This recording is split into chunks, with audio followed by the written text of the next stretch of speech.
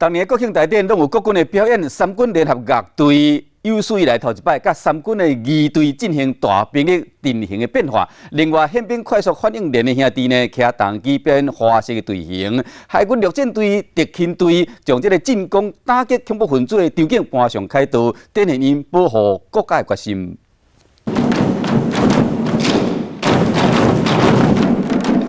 108粒战鼓搭配18面的战旗，表现出气势十足的日军勇士的精神，嘛表现出因青春活泼的一面。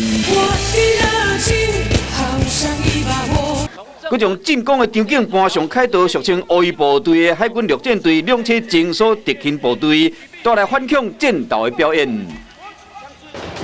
好，现在门破了。 立刻投掷震撼弹，将现场场面局势控住。不过歹徒呈现了非常严重的抵抗，但是立刻开枪将歹徒给歼灭。广播联合乐队演奏歌手张惠妹经典歌曲《我要飞》，历史上头一摆，甲二队进行队形的变换。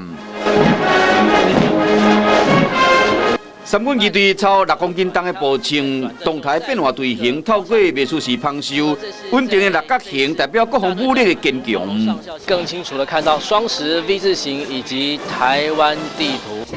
另外一个焦点是宪兵快速反应连真巧妙，操作300几公斤的重型机车，通过司令台威风八面，以双 V 高测队形有4项变化。每天练习8个小时以上。